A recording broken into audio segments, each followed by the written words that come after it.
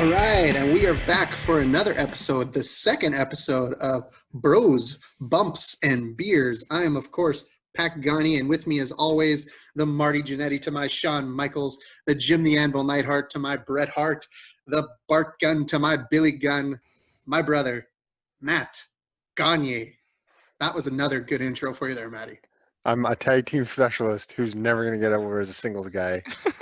And Hey, one of those guys won the Brawl for All. Come on. Yeah, and then what did he do? He got knocked out by Butterbean. And then was pretty successful in Japan. No, he wasn't. Probably was. I don't know. Jordan, you're the Japan expert. Was Bart Gunn successful in Japan? And I mean, also, we are joined for the second episode, which means we were not able to find another producer. Our good friend, Jordan Schofield. Jordan, say hello to the folks. Hey, everybody. They couldn't find someone else to edit out 1,000 slurp sounds in an episode, so I'm still here and rocking strong. Looking forward to silencing the slurps. Hashtag silencing the slurps. For the record, the slurps, that's beer stuck in the rim. I am not leaving beer stuck in the rim because that's money down the drain. True. Never leave a beer behind. I respect it. Yep. Well, we're fresh off the first episode, and it sounds like we will be giving you a double feature because this episode will be coming out shortly after the first one. So if you don't like the first one and you don't like the second one, we won't know until you listen to the second one. So that's just fun for everybody. But a quick little announcement. After we go live with this episode, we will be debuting on Twitter. New Twitter handle for Bros, Bumps, and Beers. So you can give us a follow at Bros, Bumps, Beers on Twitter. Very exciting. Wasn't taken? No, it wasn't taken. Oh, gee, thank God. So very exciting. We will be debuting on Twitter after the second episode. Once it goes live, you can follow us on Twitter at Bros, Bumps, Beers. Incredibly, no need for underscores. No? You don't need the MSN special? It's an unnecessary ricochet shot. Well, I mean, guess what, Jordan? We're all going to embarrass you right now because in the next little segment here, when we do our beer review, somebody got a little hurt feelings and changed their Untapped tag. So everybody's going to know that in a couple minutes. You know what else is exciting though, guys? Oh, what's that? This. Oh. Ooh. That's what's exciting. Hello. Wait. Oh, there it is. Oh, boy. That's 2-0 for Carpal Tunnel. Oh. I threw that into the microphone, which almost spilled beer all over me. So I put a little too much emphasis. Don't waste beer. We've talked about this. Mine foamed up. I had to chug it a little bit.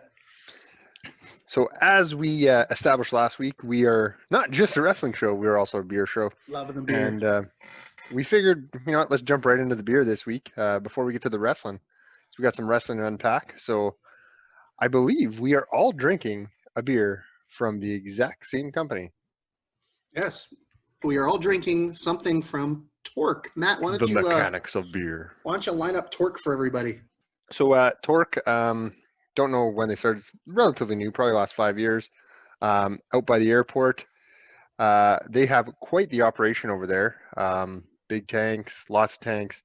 Tap room's really, really nice.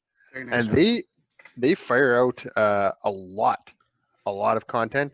They were one of the first to get into the LCs over here too, the liquor marts here. I did not know that.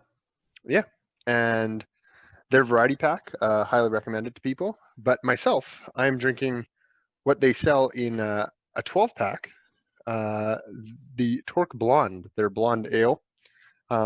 Very, very refreshing, crisp. This is something you could drink a lot of, which is always a good thing, in my opinion. If you follow me on Untapped, that's Gagne at Gagne Matt.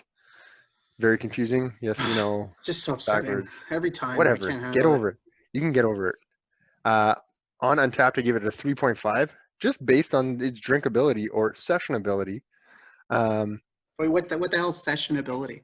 It's being able to sit down and have a session of beers. Put in a session. So just drink a bunch of them.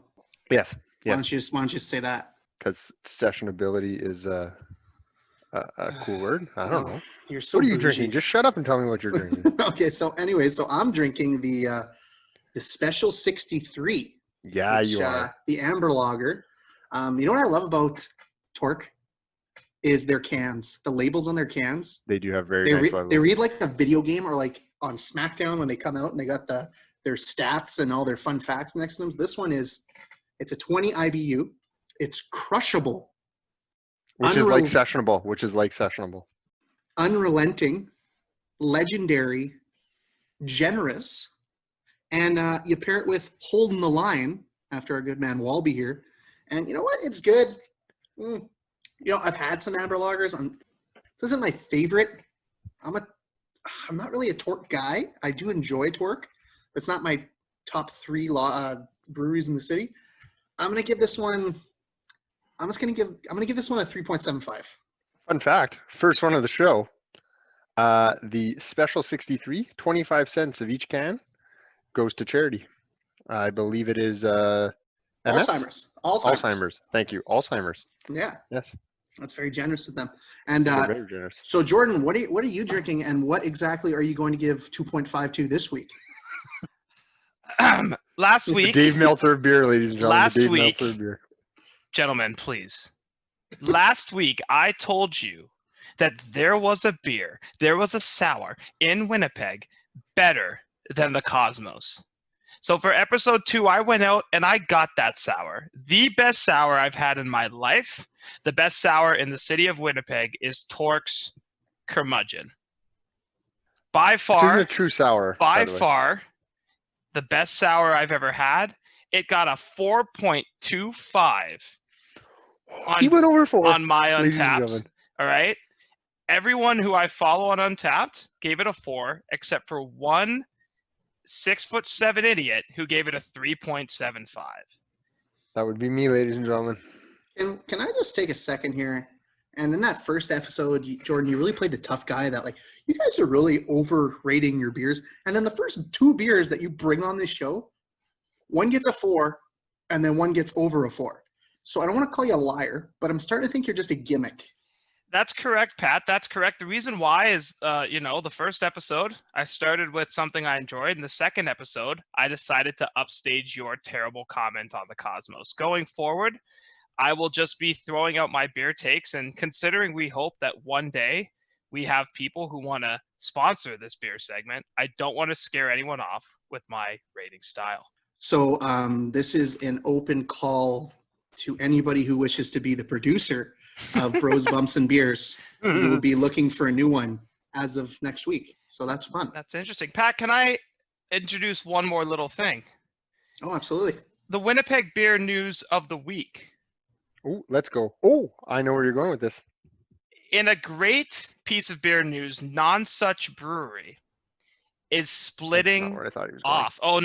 Oh no, I'm here for the big stuff. Non-Such Brewery is actually splitting away and creating a second company. Did we know about this? I did not know about I that. did not know about this. What is it going to be called? So basically, after 5 years of planning, Non-Such is starting up an offshoot company called Vessel Beer, right? Okay. So as Non-Such continues to do their Belgian European style beers, Vessel is going to go more around collaborative projects with beer and art. So look forward to seeing Non-Such, which is typically an amazing old Ale X, some triples, some dynamite stuff, but look to see Vessel take a little more fun look at beer life. So coming up soon in the Winnipeg beer scene, and that was your first Winnipeg Beer News of the Week. If I can add to the Winnipeg Beer News, it was announced this week, or I guess last week, that Devil May Care will be moving from their shared space with Stone Angel, and will actually be moving in with the brewery that we are sampling today. They will be renting space off of Torque. Interesting. Wow. So Big news in the Big beer news. So world. much going on. lot Lots going on. And you know what? It's good to have everybody having a Torque tonight. I feel like that's a nice little collaborative effort on our part. So just to recap, you can follow me on Untapped at Garnier Matt. You can follow Pat at Pat Garnier. That's Gagne for those of you out there writing this down. And this is a big moment, Matt. And the big reveal is about to happen. After a week of unrelenting chirps due to the fact that Jordan, a grown man, had an underscore in his original Untapped tag, which was on brand with his gamer tag, which is trash to begin with, Mr. Jordan Schofield has decided to change his tag on Untapped. So Jordan, we're all waiting. Here it comes. Is anybody ready? Big reveal. Do we want to? My new gamer tag. Oh, not gamer tag. My new Untapped tag is JSCO55, capital J, SCHO 55. I kept it short because if it's anything over 10 characters, Pat can't understand it. So JSCHO 55. You can follow me on Untapped for accurate beer ratings. See, Jordan, was that so hard for that to be your Untapped tag? We're going to move on from this segment now. The next segment is whatever Pat says. So yes, moving on. And I think it's going to be the first time that we say some things we're saying about things. Wrestling. We're going to say some things. Oh boy. Okay. Say some things about wrestling. Let's go. So I'll guide us on our journey here. Last week we had a bit of a kerfuffle, our first one. First of many. When we spoke about one of the biggest names in Winnipeg wrestling on the scene in AEW, not Chris Jericho, but Mr. Kenny Omega. Jordan was very upset that we were criticizing Kenny for the unnecessary pointing he does in pretty much 75% of his matches. And Jordan decided that was it was a verbal assault on Kenny Omega as a wrestler. You know what? I think even though he is from Winnipeg, we need to discuss this. This needs to be our first little debate that we have as a team. I think it'll be myself and Matt will be put up against Jordan. Hold up. Why am I automatically with you? I don't even know what you're going to say. I don't know if I agree with you. I don't know if I agree with Jordan. Can I not be my own person? I think Kenny Omega might be a tad overrated as a performer. He may not translate as well to the North American style as some may think. I think that Kenny Omega was brought to North America to become a bigger star than he was in Japan, and I don't think he'll ever do that. Jordan, would you like to rebut? I think that's the right word. Yeah, this is going to be tough because I don't disagree with anything Pat just said. What I took issue with when Pat talked last week was Kenny's in-ring style, but I do agree that I don't think Kenny Omega as a performer really fits in the American or North American scene. I don't see him being a top heel. I don't see him getting over as a babyface. I think he's just going to be a really solid working guy. Now, if we're talking about him in the ring, there's two things I think we're missing here. One is that he bases a lot of his style off popular anime. Naturally, not a great fit for the North American game, but when you look at his gunpoint intro, when you look at his neck cut intro, both of those lean heavily into anime along with the exaggerated ring movements, hence the pointing. And the second thing I'll say about Kenny is that when he came to the North American game, he wanted to be more of an all-around performer, right? When we saw him in New Japan, what he was doing was the big matches, right? And we were seeing him infrequently. Now that we have him more often, he has actually stated that he wants to be known as someone who can be a stalwart in the tag team, stalwart in hardcore, and other scenarios. So I really commend Kenny for pushing himself outside of what he was mostly doing in Japan and working on facets to be a better all-around guy in the North American game. How can you even consider Kenny trying to devote himself to the tag division? He was the biggest star in Japan, and coming over, that should be his goal. That should be AEW's goal. He should have been the first AEW world champion and should have been portrayed as the greatest wrestler in the world, which is what he left Japan as. I don't want to see Kenny Omega as a tag team champion. I want to see Kenny Omega on the big stage wrestling once, twice a month, maybe, and make him a special attraction. Everything you said is not what anybody wants to see Kenny Omega do. That's a horrendous take. That's a horrendous point. take. I don't want to see Kenny Omega point before he runs halfway across the ring. There are only so many slots. If you're going to put someone on North American television, on TNT, and try to excel your brand, you are not starting with Kenny Omega, a virtual unknown, as your champion. You're starting with the greatest of all time, Chris Jericho. You're starting with, and I said that out loud. I stayed silent last week when you both were wrong. We are starting with the reinventing machine. We are starting with Chris Jericho as the champion. I'm not going to talk about Moxley because I just keep seeing Dean Ambrose, and I'm not sure if I have to see a doctor and figure out when I no longer see Dean Ambrose. But you don't start with Kenny Omega as a champion. You simply do not. You start with Jericho and you let him push your brand like he has done. El Champion forever. Why don't you let Kenny Omega and Chris Jericho be in the main event of that first pay-per-view, and Kenny Omega wins in a 5-star match with Chris Jericho, and you rocket him to the moon because he was the biggest name in Japan before he left. Don't call him a relative unknown. The man got how many 5-star, 6-star ratings from Dave Meltzer? Every wrestling mark who they are pushing this product on knew who Kenny Omega was. That is the thing, Pat. That's the difference between you and me at a fundamental level. You are a wrestling diehard. Matt is a wrestling diehard. Myself, I try to look at things in the broader scope. And if you're selling this to a television station and you're trying to push the brand, you cannot have someone who's only known by the top biggest wrestling fans as your champion. Cody was the guy who's the face of the company, and Chris Jericho's the guy who knew what was going on, and he is the elite tier coming over from years of success. Those are the two guys you ride with. Do I think they should have done a better job bringing Kenny up to speed? I do. But other guys took those slots and have arguably excelled in them, like Moxley and like other guys in the industry, in the building. But I do not think that Kenny Omega I'm not going to argue him outside the ring because I tend to agree with a lot of what you're saying. But if we're talking in-ring performance, to say he's overrated, I think is way off base. So Matt will be the tiebreaker, but Jordan, your point of view is as useful as Kenny Omega's pointing during a match. Listen, Matt, it helps him know where he's going. He's spatially deficient. Are you guys both done? I'm trying to be. Are you both done? Yeah, I'm You done. sure? Yeah. You guys are sure? Yeah. Okay.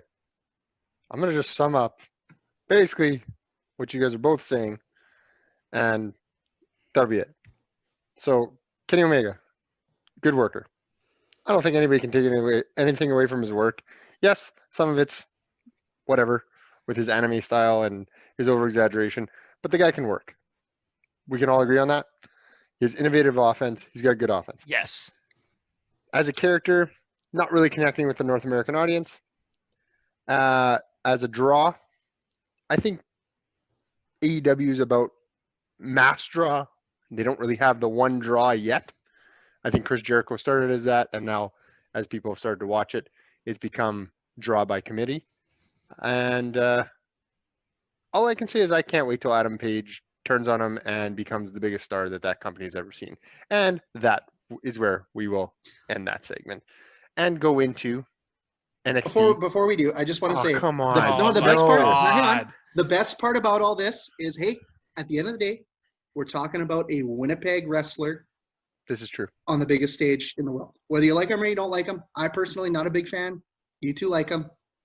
Can you ever see us getting to a point where we were arguing over if Winnipeg wrestler Kenny Omega should have been the lead of a brand instead of Winnipeg wrestler Chris Jericho? Like, I'm not even a born and bred Winnipeg guy, and that is incredible to say. It's a fun Incredible time to be a to say. Winnipeg wrestling fan.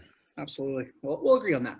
Oh, Michael, this is going to be fun to watch. All right, so I guess we'll move on now after the heated debate that was Kenny Omega. We'll move into some The current debate stuff. that you guys were wrong about? Both of you were wrong? We're not going back. We're not going back. No, we're moving forward. We're moving forward. So Are we a little more- pointing forward? Are we pointing forward? Oh, Yeah, we are. Bullet Club. So Anyway, so we'll go to some more current stuff. We'll go to what we watched on Sunday, which was a bit of a disappointment because I prefer when NXT's on a Saturday. I was NXT very upset that it was on a Sunday. Yeah, How it can was you how can weird. you drink on a Sunday? Well, I mean, I mean, I probably I did do it anyways, but I'm just Yeah. saying, like, so probably shouldn't. NXT Hopefully my bosses will NXT listen to this. NXT in your house, a retro kind of throwback to the in your house days. So today, believe it or not, we're going to review a current in your house, and then we're going to review a former in your house. Possibly, in my opinion, one of the 3 best in your house pay-per-views is the one we're going to review. Oh, we'll get back to that later because it sucked. Anyways, so the current in your house, NXT. The best part about this whole night, the intro with Todd Pettengill. Oh my God, That it's so was good. That was money. And then just the retro intro. Oh, Yeah, that. Sorry. I'm deaf. I just went deaf. Yeah. Oh, my bad. Oh, did you just cut yourself? No, The force on that was Whoa. shocking. Do you want a moment alone with that beer, man? Holy. I'm trying to decide if I like it or not. So after the amazingness that was Todd Pettengill, which Jordan, can you actually look up what Todd Pettengill is doing now? I'm just curious. We had the amazingly awful intro song with Code Orange, which did not fit at all. They should have gone for like the Mighty Mighty Boss tones or something. Oh, don't be still my beating heart with the mighty boss Like, tones yeah, reference. because there was just so much retro stuff this whole night, like the Adam Cole Ica Pro spot. I popped so hard. I was like, Oh, oh my god, they listen to Bros, Bumps, and Beers. and they got the guy who is the least likely to take Ica Pro on the roster. All natural. Do we Adam Cole. want to natural. know what Todd Pettengill was up to? Yes, Yes, I we do. do. Do you want a spoiler alert? Not much. I don't think there was a booking conflict with Sunday night. So he was doing radio. Pettengill started something called the Todd Show in the morning on WPLJ, which God knows what that stands for. And then from 2016 to 2019, he co-hosted. Basically, he was doing minor radio. But it seems like I don't believe, according to Wikipedia, that he's done much since. For wrestling, he hadn't done anything. Well, in 2013, he did the Best of In Your House, but yeah, nothing till 2020 related to WWE. So yeah, that's a damn shame. I'm a big Todd Pettengill mark. You know who I'm not a big fan of, and never will be? Johnny Gargano. You know who sucks? Johnny Gargano. You know who doesn't suck? Keith Lee. Well, I was gonna. That's what I was going to next. Who impressed you tonight? Keith Lee was second on my list of people that impressed me. Who's first? Oh, Karrion Kross, man. Oh, yeah. If Karrion wait, Kross guys, wait. You might be able to hear it. That's the rocket they strapped him to. Wow. I got to get a rocket stinger. Damn it. If he doesn't become NXT champion and beat Adam Cole next Takeover, I will be blown away. He made Tommaso Ciampa look like a step above a jobber on that show. Yeah. It was like, hey, jobber, we're going to give you some offense, but you're still going to get squashed. That's basically what we just saw. He was scary. The whole presentation of him is like with Scarlett Bordeaux. Who Luna Vachon hotness level right there. Holy moly. I mean, I agree with half of that comment. Don't make me look at that picture again. Please, God. So, I mean, he was amazing. Then it goes Keith Lee. Keith Lee has Vince McMahon going, oh my God, that's my next champion. If he's not, then I don't know what they're doing. Because he's a wrestling wet dream, Keith Lee. He's big. He can move.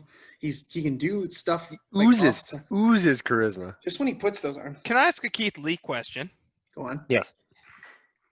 Do you think that his biggest flaw is his mic work? I think he does himself a favor by not saying more than he needs to. It's all about the presence, you know? Yeah. He doesn't need to say very much, and he can still get a message across. And then he goes in the ring and he delivers, which is my only apprehension with McMahon pushing him. He isn't the best on the mic. Yeah. But But number 3, if right now he's kind of just they're building him up a little bit, and he had a hell of a match with Finn Balor Match of the night. or Finn Balor, as Finn Balor. Jordan will call him. Prince. Damian Priest. Prince Devitt. No, Damian Priest. That guy passes the eye test. I don't get the whole bow and arrow thing. He's the archer. He's the archer of destiny. Look, that shit's got to go because that's not good. But that was match of the night. Oh yeah, 100%. Yeah, you know what too? I thought even though I don't know, I couldn't jog my memory, but the stair spot on the ground, they put that on the ground, and I thought they spent not enough time on those stairs. Like, you know, when Cena and Brock put the stairs in the middle of the ring, I thought they were going to do something like that again, where I wanted to see some real crazy, like I wanted to see the Razor's Edge onto that. I wanted to see a coup de grace onto that. I loved the backdrop onto the side of the ring off. I thought they had something there, and they didn't spend enough time on it. But that was the story. That was the story. Is you were like, oh, they're going to use it. Oh, they don't. Oh, they're going to use it. Oh, they don't. And then the big payoff where Damian Priest almost got paralyzed falling. Yeah, that was that was a scary bump. Those stairs could have used another 6 inches to a foot. You know what else was scary? And let's all say R.I.P. to Rhea Ripley's face. Io Shirai's moonsault at the end, where she double kneed her right in the kisser. If I can steal a Vince McMahonism. You guys know I'm big on NXT. Rhea's last 2 outings have got me very upset. Losing at Mania, I understand. Dropping the loss to Shirai, I get it, but I'm triggered. I'm triggered very much. No, if she doesn't appear on a main roster in the next 2 months, I'll be very surprised. It was a big miss, in my opinion, that Charlotte Flair beat her at WrestleMania. I agree. Yeah, I get it, but I agree. They're making too much out of Charlotte Flair, and she's just not what they think she is. She's really good. She's the best female wrestler in WWE, but she's not possibly the best female wrestler ever. I agree with that. I think she has that. Possibly. trajectory. She's for sure top 3. I think just because of the era, all women are pretty good. Like, I don't know. I still put Trish Stratus way up there because she was her and Lita had she'd be in my top 3. She'd be in my top 3. Can we just, and let's not spend a lot of time on it because it made me a little bit sad. Last week I talked about how my favorite thing in wrestling right now is the cinematic matches. Yeah, this didn't help your argument. No, this was a big stinky diarrhea fart. Oh boy. I don't think it was a diarrhea fart because I was expecting it to be good. Yeah, but I expect all my farts to be good, and then this one came out and it was not good. That's true. Yeah, it was just the lighting was weird. I don't know. Like, it made no sense to put these 2 in it. Why did they have commentary? Why do they have commentary? And did you think it was halfway? Like, my question to you guys would be, I felt like it was trying to be a cinematic match and trying to be a wrestling match at the same time. And why was there a ring? Yeah, exactly. Yeah, if you're gonna do a cinematic match, then do it like they did with Taker and like they did with the Fiend. I didn't understand why you need to be one or the other. Just be cinematic or be a traditional wrestling match. I mean, we texted about it a little bit in our group chat. It was like, I think with Velveteen, it should have been. You put him in in my head, it was like a barroom brawl, but it was like, I don't know, kind of looked like a strip club, had the weird purple lighting, some furry couches, and they just play off that, and there's no ring, and you hear his music playing in the background most of the match. Did anybody else during this whole thing think of West Side Story? No, I never think of that. That's what I kept thinking of. I never think of that. I felt like it was like a 1950s greaser fight. I don't know why, but that's the vibe I was getting from it. Also kind of the vibe I'm getting from this beer. I don't know if I like it. What is it? It's a non-such, the honey oat saison. Oh, I was wondering what it was from all the slurping. Yeah, there wasn't that much slurping. I tried to limit the slurping. Well. I think one of you said in the group chat that it didn't do anything for either guy, and you could that was the perfect summation of what I thought of that match. Like, when my favorite part of the match is Dexter Lumis coming in and getting rid of all of the Undisputed Era. There's something wrong with the match. When he threw them in the trunk of the car, and I'm a big Dexter Lumis fan. I hope they do good things with him. He's just got a different look about him, eh? He looks like a serial killer. Yeah. Which I love. So there was a lot of good, but it was, you know what? We both said it before we started recording. Probably the worst takeover Yeah. Ever. Would you chug it, sip it, or cheers it? I find really hard to say chug it to an NXT Takeover, so I'm just going to say sip it, but it's pushing it. Yeah, I'd probably sip it too, just because there wasn't enough good matches. It was like you said, worst takeover I've seen. Yeah, so I guess we'll leave it there, and we will continue after this short break with our next review of In Your House Canadian Stampede. Matt's pretty fired up for this one, Oh, I'm real fired up. even though it sucks. This is dangerous, JR. This is real dangerous. Oh, wait, but Matt, before you dial it up for us.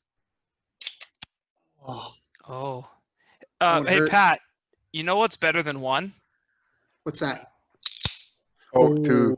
Hello. Now we got a party, boys. Now we got a party. All right, so we are at In Your House number 16, which is crazy because I want to say they didn't do a ton of In Your Houses after this. Maybe another year's worth. Jordan, you They want started. that Well, I'm check? working. Boys, don't worry. You keep going. I'll get you that info. Yeah.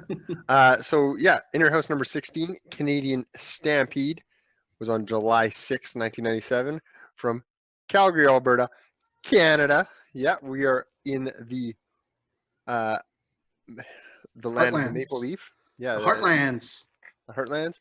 It was from the Saddle Dome. I don't know who was the sponsor of the Saddle Dome at the time. I don't think it really matters. But there was 12,151 people there, and they were absolutely insane the entire show. Which is All of sad, them. which is hard for them to do because it was such an underwhelming card. Oh, you were so negative about this, and I don't know why. Yeah, I'm not negative about the whole thing. I will not be negative the whole time. I mean, okay, we only got 4 matches on the actual card, but these were In Your Houses. They were under 2 hours.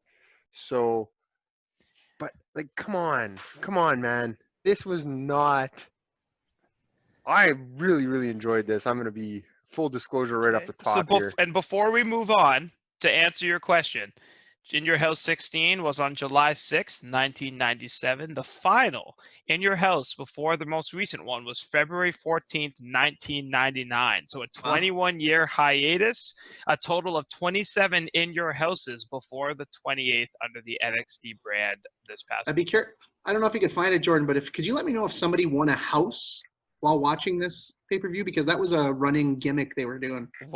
Okay, that'll take me some time, but yeah, I don't y'all think keep anybody going. And I'm knows. shocked to hear you say you didn't like. One thing I remember about In Your House is, and I was a young pup. Y'all remember when these were on? Was these were from name brands were stacked cards. Like the one we're about to talk about was name guys up and down the block. Yeah, because there was a ton of dark matches. So the stuff they actually put on TV, they gave you big storylines or like really good matches. Can we just talk about the hats first? What, So the you cowboy got- hats? Yeah, Oh, you they got were- Jim Ross, Jerry Lawler, and Vince McMahon on commentary, and they're all wearing cowboy hats. And Vince McMahon and Jerry Lawler's cowboy hats are way too big, and it's hilarious. they were laying it on pretty thick for this one. It was like, hey, cowboy up all day. But the opening just makes it so epic. Like all these fans, how excited they are, and everything. Like it was crazy. They're about to get less excited. Oh my God, guys! Someone did win a house. Yes, that was a thing. Yeah, that was a thing. Every In Your House, they gave away a house. Randomly Aw. selected an 11-year-old named Matthew Pompaselli Good name. won the house. He sold it 6 months after holy shit, he moved it 6 months after winning it because he just moved to New York to Las Vegas and didn't want to move into the Florida home. He's It was in 11. Orlando. He's Busy 11. guy. He's got a busy schedule, that guy. That's just what WWE.com is telling me, which I understand is a highly reputable news source. Absolutely, it is. There's nothing that's fabricated on there. So they kick off this event with Triple H and Mankind in their long-running feud. They go 13 minutes and 14 seconds. It was just, The double count out. Double count out It finish. was double count out. There was no winner. These two were money. They had chemistry up the ass. They did. And really, Mick Foley with mobility is super fun to watch. And when he lets someone just, hey, it's clear in the back, they were like, okay, Hunter, beat the crap out of me this whole match, and I will just bump away for you. That hip toss, I think trying to give him the hip toss, but that hip toss into the stairs, whew, that was nasty. That was real nasty. And just can we talk about the Mankind squeal, which I'm glad he gave up? That was Why? absolutely horrifying. It was so horrifying. And what's interesting about this match is I watched it, and probably about 3 days before I rewatched this card, I watched the WWE Untold on the network, and the one I Am the Game, and how Triple H really like credits Mick Foley for allowing him to blossom as a performer and as the star that he ends up being. So it's interesting to notice like they have a lot of chemistry, and they are forever linked. This is one of what? Probably like these guys must have wrestled 20 times in their career? Oh yeah, in especially WWE? they wrestled a lot on pay-per-views. Tons on pay-per-view, and they were all bangers because they just beat the crap out of each other. And this match just didn't do it for me. I get it; it's to be continued. They were going to continue the feud. The reffing in this match was atrocious. There should have been about 4 countouts. Triple H should have been disqualified like 4 times. China was physically assaulting Mankind in front of the ref. They weren't even trying to hide it. They weren't even working. No, he was turned around. I kept looking. He was turned around every time. Oh, you don't hear a big bang against the freaking stairs, and you're If like, you don't what see it, you happened? can't call it. If you don't see it, you can't call it. Can't call a strike if you don't see a strike. And there was just a ref bump, and it was so early. The ref looked like a moron the whole match, and it just took away from everything. And the ending. WWE refs never count to 10, and this ref decides to count to 10 in about 5 seconds. I blinked, and they counted him out. It was insane. Have you ever noticed that when there is going to be a count out, you're like, wow, that was actually a 10 count. Whereas when you know it's not going to be a 10 count, it takes them forever to count to 10. I noticed that on the In Your House, NXT In Your House. Because the refs will go, they'll put the 10 hands up, and then they'll be like, okay, I'm going to count to 10, and they wait 5 seconds, and then they start counting to 10. Yeah, it takes forever to count to 10. But this, I don't know, this match kind of sucked. I wasn't into it. Really? Yeah, Meltzer gave it 3 out of 5. I gave it 1. Wow, you gave it 1. I gave it 3.25. I thought it was a little bit better than a 3, but not quite a 3.5. 3.5 is in that realm where you're like, I'll probably watch this again. I'd seek it out to watch it again. It was just below that. If it had a finish, I think I would watch it again. If they just like followed them with the camera, because this fight is ongoing for I think another match and a half. Did they not book anything else that night? All they did was follow Triple H and Mankind. Man, it was awesome because they beat the shit out of each other. They beat the crap out of each other, man. No, it was not. It was not good. It was not fun to watch. I didn't enjoy it. I really enjoyed it. I enjoy watching Triple H and Mankind wrestle. You know what I did enjoy watching? After this match, they showed the Harts going around Calgary on pressers and stuff. Bret Hart there's Jesus, and then there's Bret Hart in Calgary. Yeah, Like, it's unbelievable. A mile long, and they weren't exaggerating. Like there was a lot of people there. I feel like when they talk about stuff that happens in the States, they really over exaggerate it. But when you go to like Canada and it involves Bret Hart, nothing's exaggerated. The place is packed, the lines are long, and they want to see Bret Hart. To illustrate it from a really local perspective, we went to Raw, you and me, when they were just recently here. Mm-hmm. And if you go online, there was, I don't know, I think they said a little bit over 10,000 people. Mm-hmm. And if you were there, you're like, yes, there was 10,000 people there. And then you see like shots of, they're like, oh, there was 11,000 people for the Raw in Wichita, Kansas. And then they show pictures of it and like half the arena is empty. So yeah, I would totally agree. Canada gets the short end. They don't exaggerate it enough in Canada. Yeah, and then they follow it up with the classic Taka Michinoku against the great Sasuke or whatever. They never pronounced it the same way twice during the match. And it was just like, it was a Japanese showcase match. Mm-hmm.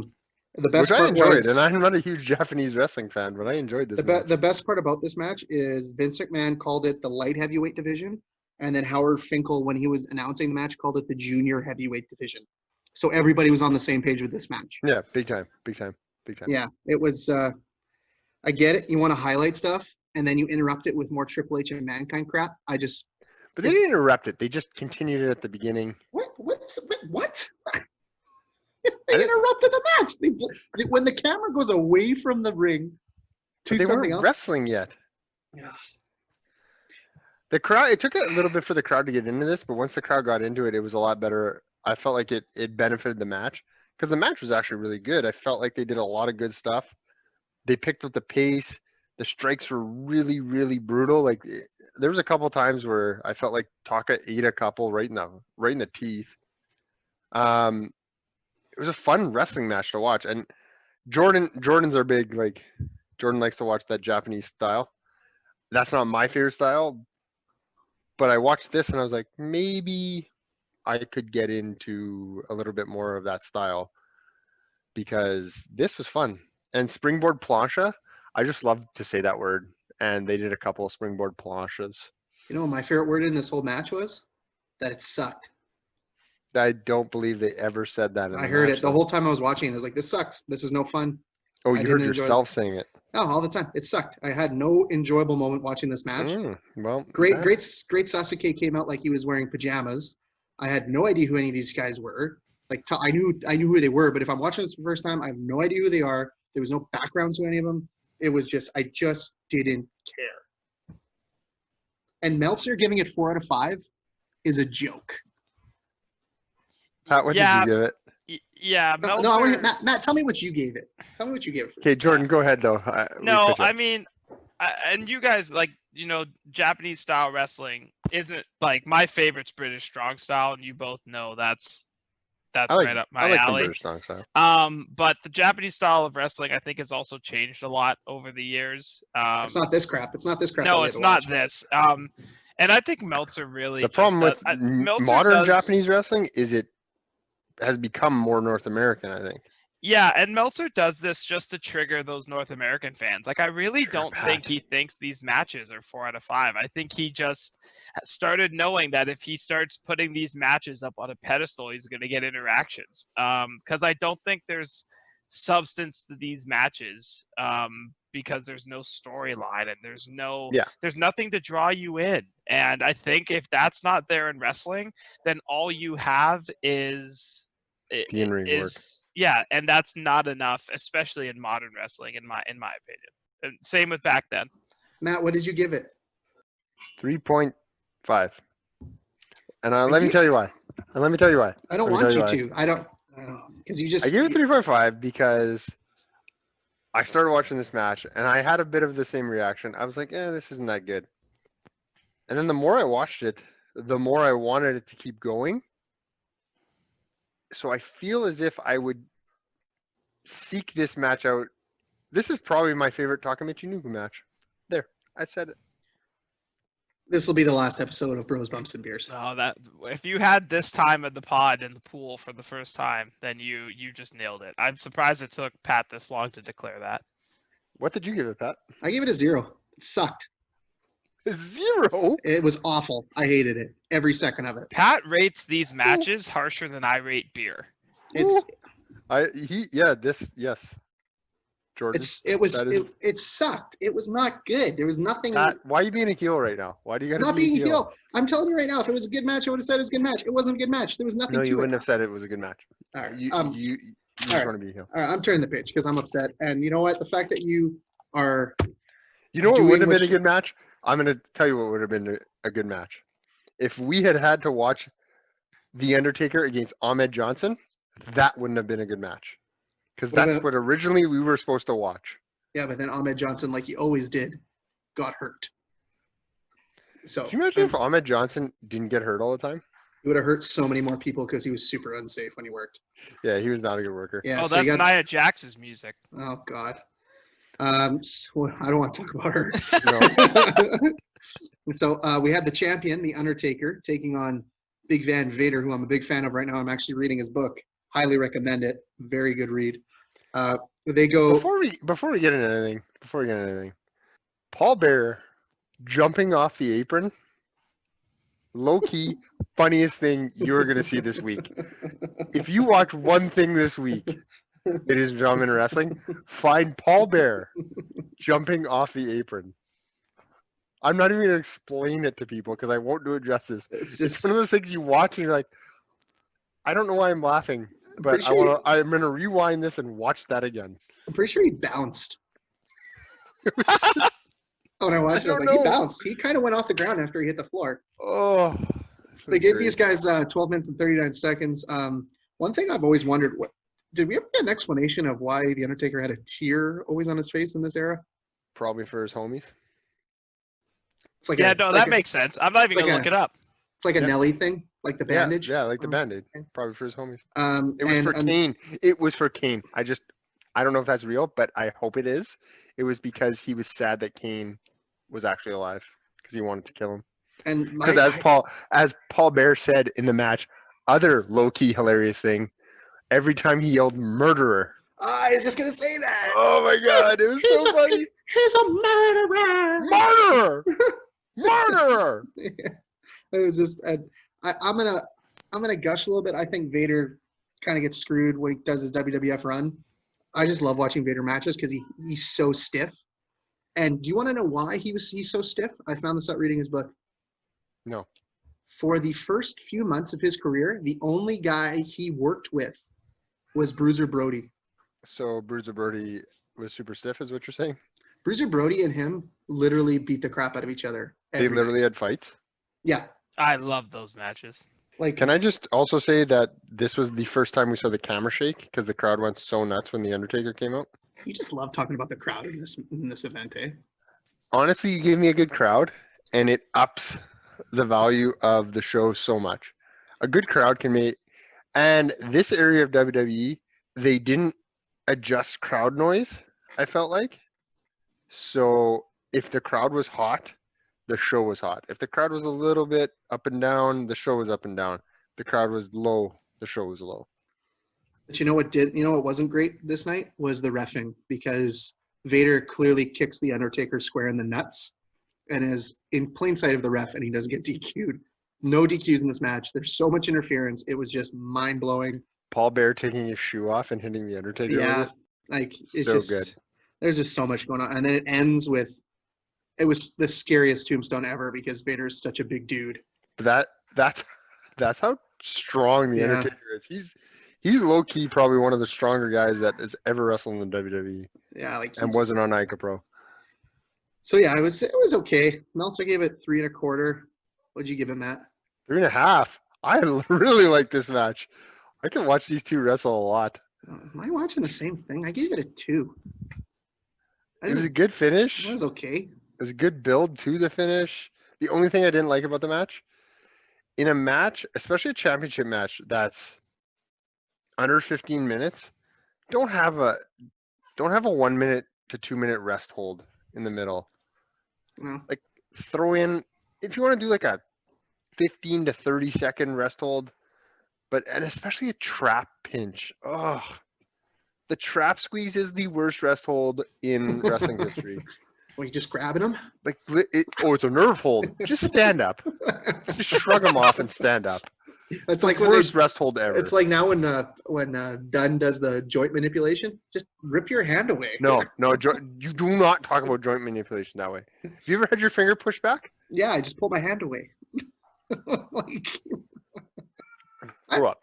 I'm sorry, guys. I must be in a bad mood because I just hated this whole card. Oh, no, that's not true. I Okay, didn't hate you can't tell me you hated this last match. I did not hate this last match because it was made for me. It was just everything. The Hard talent in this Foundation. next match is ridiculous. Yeah, because you had the Hart Foundation, which is Brian Pillman, Owen Hart, British Bulldog, Jim Neidhart, and Bret Hart, and they were up against Ken Shamrock, Goldust, Legion of Doom, and Stone Cold Steve Austin. A lot of Ica Pro in this match between So- Legion of Doom, Bulldog, and Ken Shamrock. Tons of Ica Pro. Yeah, they were Love it. Yeah, they were big boys. They were really, again, they were laying it on thick. They did the Canadian national anthem before the match. by Farmer's Daughter. Yeah. Oh man. What's your favorite Farmer's Daughter song? Yeah. Oh man. What's your favorite Farmer's Daughter song? I can tell you right now, their favorite haircut is the "Can I see your manager" haircut. Bunch of Karens in this match. My God. And also, before the match starts, they introduce the patriarch and matriarch. But you know who's a huge loser? Bruce Hart. Bruce Hart. Bruce Hart is the biggest loser. He had ever. to get involved in this match. I saw him and I was like, Bruce Hart's gonna hit somebody. Like, take off your sunglasses. You look like a dummy. Like, you're just brutal. Like, Um, 2 more camera shakes in this one. Hart Foundation coming out, camera shake. and you could even hear Fink announce them. No, it was insane. And then Bret Hart beating up Stone Cold at the beginning of the match, camera shake. They had them from the minute the glass broke and Stone Cold came out. That crowd was in the palm of those 10 guys' hands. You know what was really sad about this match? If you really What's look at it, if you look at the Hart Foundation team, how many guys are still alive? 1. One. That's That's crazy. real sad, When was- especially the talent on that side. When was this card? 97, you said? 97. That's insane. You know what else was sad? The difference between Brian Pillman in WCW and Brian Pillman in WWF. I was just going to say, Brian Pillman in this match, there was a spark of the old Pillman. He was pretty You good. could tell in he this was one. fired up by the crowd. Yeah. He was really But if fired you've up. watched any of Brian Pillman from WCW,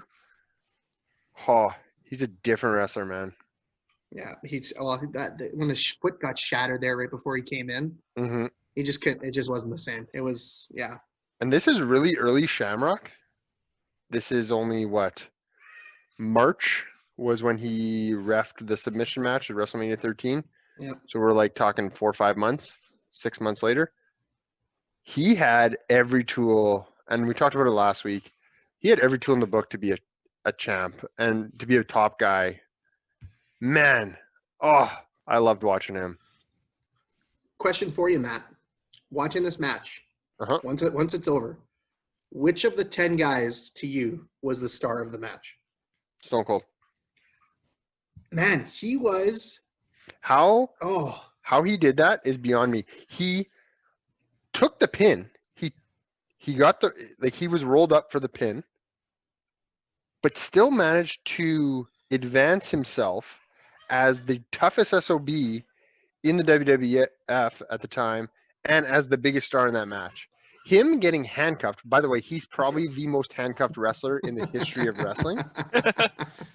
But him getting handcuffed and bending over and flipping off the crowd, oh, that was money. it was amazing. Man, he got so many drinks thrown at him. He let Oh. Bruce Hart take a swing at him, which I wouldn't trust Bret Hart to put a wrist lock on me. Yeah. God. And then, so they win the match, and then it's a big Hart love-a-thon. How many Harts are there?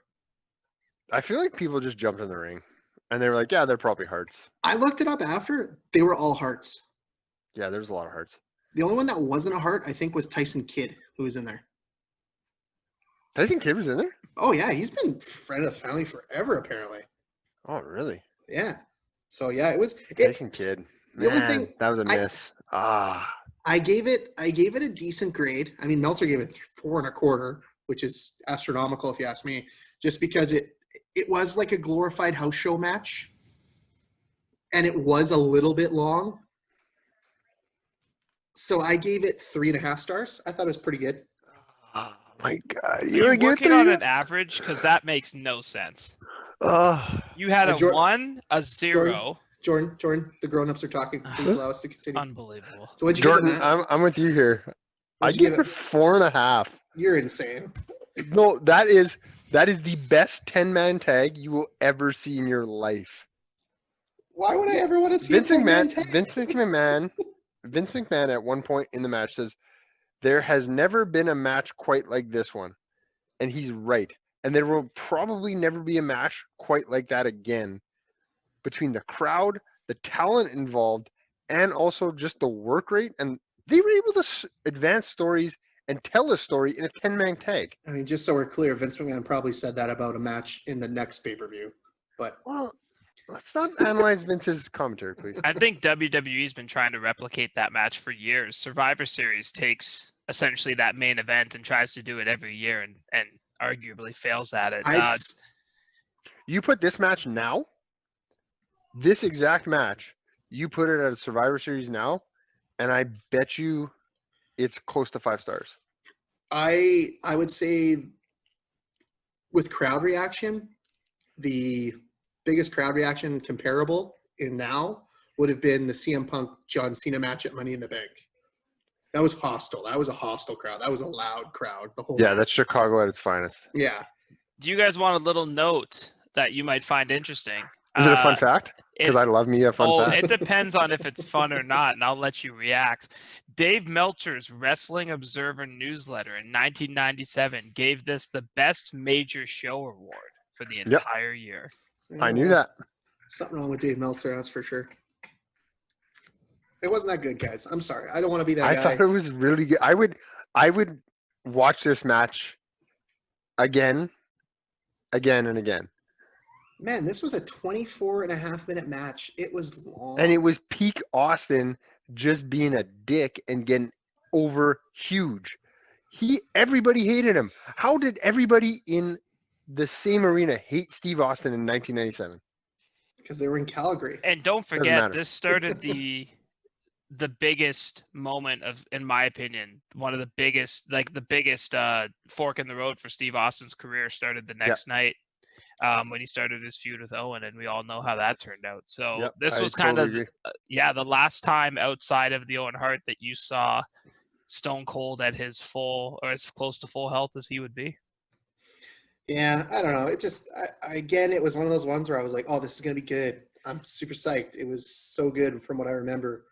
And then, I don't know, it wasn't the best. I mean, overall, if we're looking at it, again, we're either going to chug it if it's really bad, sip it if it's okay, and cheers it if it's the best thing you've ever seen.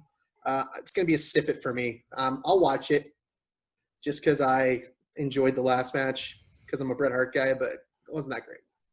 You're going to cheers Raise it. your cans, boys, because I'm going to cheers this one. Oh, my God. I would watch this card over and over again. It was, I don't know what it was. I watched it and I had a smile on my face the whole time. It was so fun. So good.